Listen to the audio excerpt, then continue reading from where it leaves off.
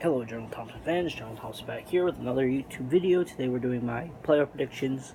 It's about August, the preseason. This is the prior preseason camp, late camp playoff predictions. Getting into it, I'm going to eventually do this again once preseason happens, once I see what teams fill out, once I see the full rosters. Then we're going to kick it up there. We're going to do one midway around somewhere in the bye weeks, around maybe like week 9, whenever. After with all the teams, I'm going to set up the play. I'm going to fill in all the rest of the games of the NFL season. I'm going to let it be all the way up to where it normally would, where the team's already at. Choose that, and then blah, blah, blah. Because that's where you start seeing around where people leading. There are chances for teams to come back up, but you have to feel it, the feeling that they probably won't if they're at the place that they're at, blah, blah, blah. So this is just so happens to be where I think teams will be and who's going where, blah, blah, blah. It's not about blah, blah. Not trying to say anything, but we're going to play with predictions.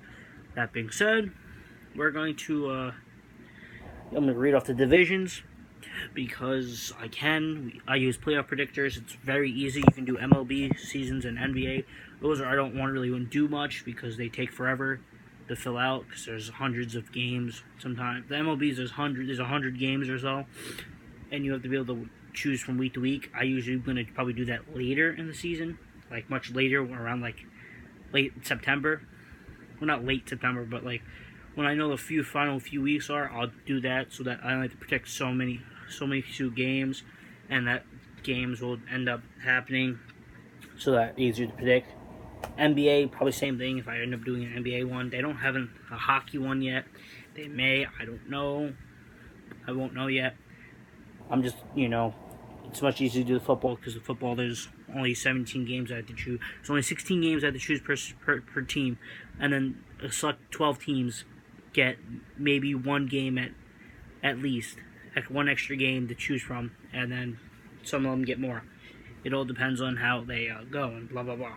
So that being said, let's read off the divisions. Let's start off the NFC North, where the Bears come in 13-3. They have a stellar season. They upgraded their defense. They upgraded their offense a little bit. They did what they need to. They looked nice. They came off high. Hopefully they won't have kicker problems like last year. And that being said, next team will have the Vikings coming in at 6-10.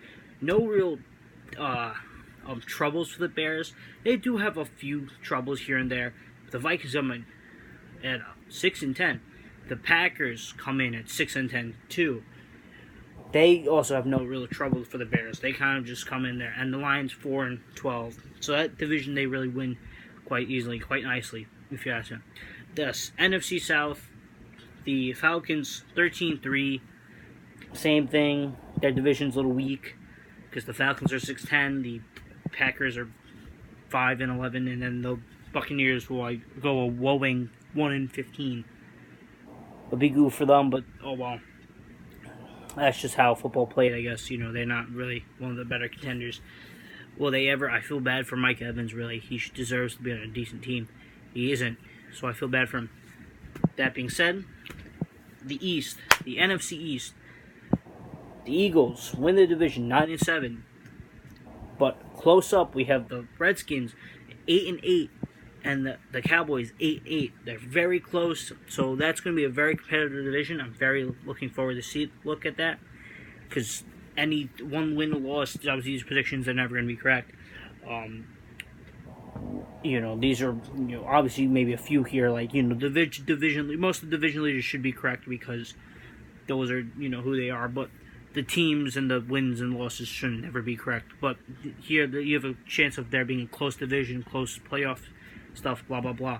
And then the West, Niners win it 12-4, and then the Rams 11-5, so come in second.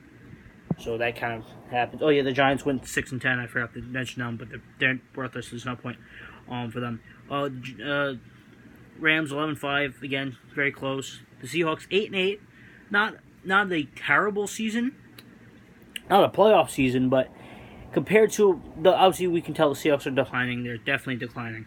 But compared to their last season, what they go last season, like 9-7, and they made the playoffs, 8-8. It's close to going 9-7. Sure, it's not where you want to be at, playoff area, but you're there. And then the Cardinals going 6-10. You're not where you were last year, but it's a good improvement. if I may say at least. So yeah, good improvement. That's all. For the AFC North, we have the Steelers going 13-3. Get away. They win that division 13-3. No people saying, oh no, Steelers going to be like 4-12 now. They lost their big starters. Listen, I know I came out earlier saying I'm a Steelers fan. Yes, I did. But they have everything they need to go 13-3. I'm just saying, you can hate me for this, but I'm saying 13-3. Steelers have that. They have the making. They may have lost good players, but what they gained from losing that is they gained the atmosphere of togetherness. They're very together. They're very happy with what they built, with what they have. They're playing together nicely. They're not. I guess there's not drama. They're drama free, which is very good. It means they don't have to worry. There's not distractions like on the Browns, who have now distractions or the other distractions like who's his face AB with the Raiders. Those teams, the Browns, finished 10-6, and that in that division, which 10-6 is a good season for them after, with the Ravens falling 6-10, and then the Bengals going 4-12. But yeah, that's just how that cookie crumbles. They just, I just don't see the Browns really pulling up, and I feel like the Steelers are going to shock a lot of people and go 13-3. That being said, the AFC South, oh man, the Jaguars pulling up a very weird set of turns. They go up, and now they're going. They fall down, now they're coming back up. They have Nick Foles. I think he figures out something. Their defense figures out something. They pull out something, and they go 11-5. They don't go, whoopee, have this great season there, 13-3 like they were. But they go 11-5, get the job done, and they win the division. And then then we have the Colts 9-7, the Titans 9-7, and the Texans 7-9. They all have great teams, great season. That's probably going to be the closest division, because a few wins and losses obviously within the division. I chose division games, but you give a team, you switch a loss or win from the division game to the other side, and now you're looking at a completely different thing. That's just how I felt it going down. In fact, their wins and losses for the division are very close. The highest one is 4-2. The lowest one's 2-4. A lot of it's 3-3. So you have that in between. It's very, very good, I guess you could say. That being said, AFC East, Patriots, they ballpark walk. That's kind of they win that. They go 13-3. It's what you expect from New England. Not much to say. Jets go surprisingly 9-7. I think that's a good spot. I'm going to put them there. If you look at their team on paper, they avoid the injuries and stuff. They're looking to have a stellar season. Obviously, they don't have all the pieces yet. That's why they're not a playoff team. But they're in that. They have that good 9-7 winning area, which is good for them. They deserve it after going so far. Will they use that to next year after this, in 2020, use the draft, and then blah, blah, blah, next the 2020-2021 season, go and make them playoffs? Yeah, sure. But for right now, 9-7. Dolphins finish 6-10, and then the Bills go 1-15. People saying Dolphins are going to go 1-15, Bills are going to go. I disagree. I think the Dolphins, now bringing in Josh Rosen and a few other things, they're going to surprise people, go 6-10. Mostly from wins within the division. But yeah, that being said, and your last division, the West of the AFC, Chiefs win 11-5, and they win that. The second place team, I'm saying the Broncos, go 11-5. I think personally they have, if you look at it on paper, their secondary is terrible. But you look, the Chiefs also lost people. The Broncos have a steady offense. It looks like they have a great front seven for defense. I'm sure they don't have no-fly zone, so you get the Chiefs ripping that apart. But the Chiefs don't have much of a defense anymore. Their offense is good for the most part, so they're very close. And the Chargers are just look like the Chargers, but you always have Phillip Rivers. I also have them going 11-5. So yes, the Chargers go 11-5. and they have that weird. Phillip Rivers is going to have a down season because he's not very. Everybody's like, oh no, he's elite. No, he ain't elite. We can all establish he hasn't been elite. You have one good season doesn't mean you're elite. Yeah, that's the sad truth. And the Raiders go 3-13. It's the only place they really fit. You do a lot of this, but drama leads to craziness, and you can't have craziness when you have too much drama. That being said, that's the division. I'm going to get straight to my playoff bracket with the seedings. So for the NFC, the number 1 seeded team is the Saints. They go there at the number 1 seed. The number 2 seeded team is the Chicago Bears. So good for them. They got that. Your number 3 seeded team, it's the SF 49ers. Yes, the San Francisco 49ers. Finished there at the seeded number 3. Seeded number 4 is the Philly Eagles. We all know the Philly Eagles. There's that. I'm going to go over all my game picks for the playoffs. Don't worry about that. So, yeah, the Philly Eagles make number 4. The 5th seed is the LA Rams. And the 6th seed team is your Redskins, your Washington Capitol Redskins. The very Washington, I don't know. That being said, let's start off by going through their playoff bracket.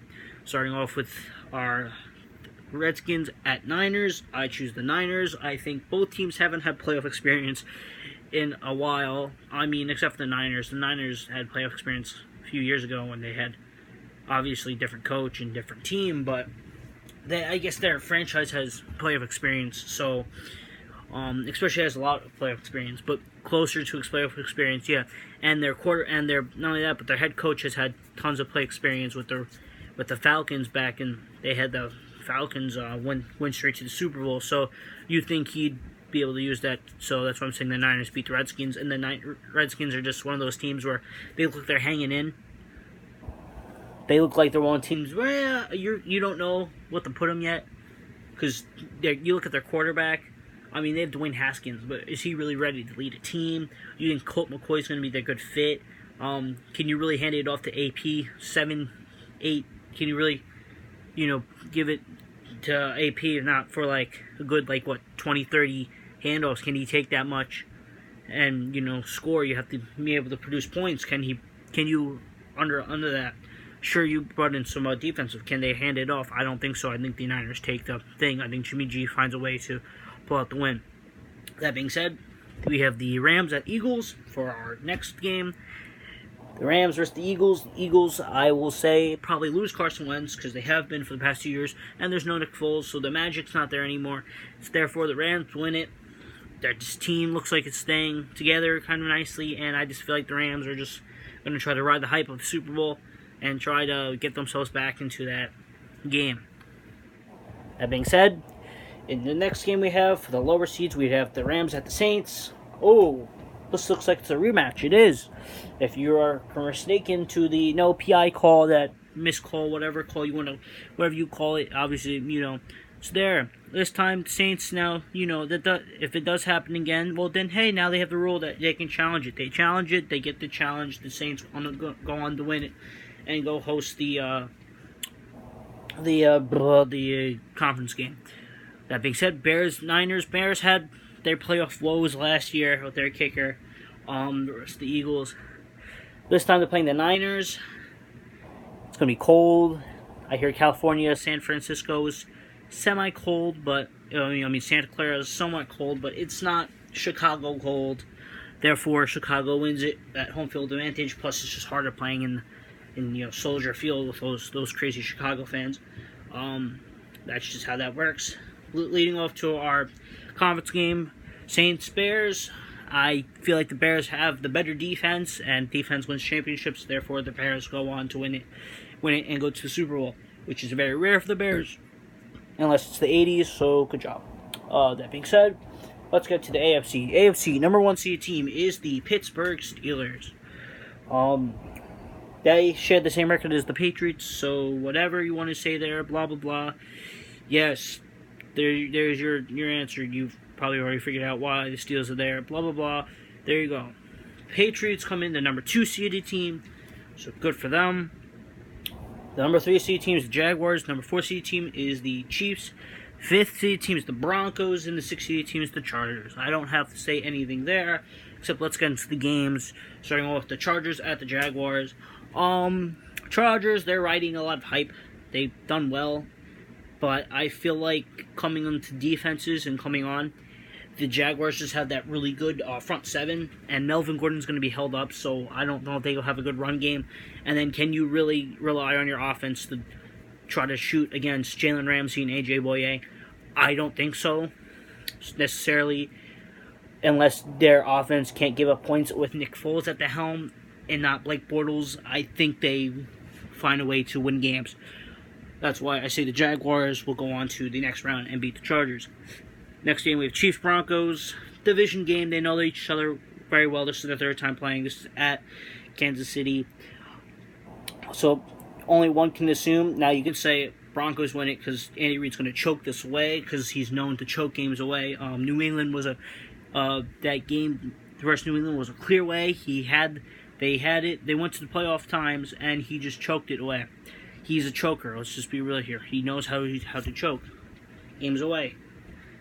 He knows how to do things just to give away games away. If you look at all the past playoff experiences the Chiefs have gone through, last year they choked it away with New England. The year before that, they were winning it. They choked, but they led up the lead, and the Titans beat them, and they choked away that game. The year before that, they lost to a team that only kicked field goals, which is Steelers. Steelers kicked 6 field goals and won the game versus them. So it's just clear to see that the the Chiefs have just choked and played out big games. So you can only say the Broncos will beat them. But no, the Broncos, I say, lose to the Chiefs. That being said, Chiefs played the Steelers in this, and the Steelers beat them, hence the reason that they choke. Yes, the Chiefs choke. Don't have to do much there. Pat Mahomes he finds a way to do something, but Andy Reid chokes away the game like normal. So that being said, there's your answer. Then we have Jaguars, Patriots. We saw this game already. This could be redemption, unless you're playing Tom Brady. Oh wait, the Patriots win that game. I can't stress this enough. Tom Brady's a weird thing. Patriots, Tom Brady's just, he's getting up there, but he's probably going to play for another 17 billion years. So yeah, Patriots are winning. That being said, Steelers, Patriots at Pittsburgh. Last time Steelers and Patriots played, Steelers won. So yeah, Steelers win. Of course, this was also at Pittsburgh. Where is it going to be located? At Pittsburgh. So yeah, clear. There's your answer. Steelers win. Oh yeah, and happened. So there you go. I'm just going to Steelers win this game. Steelers vs Bears Super Bowl. I'm going to say Steelers win it. Well, because it's Miami, and both teams don't really know Miami well. No, it's played in Miami, so that doesn't matter.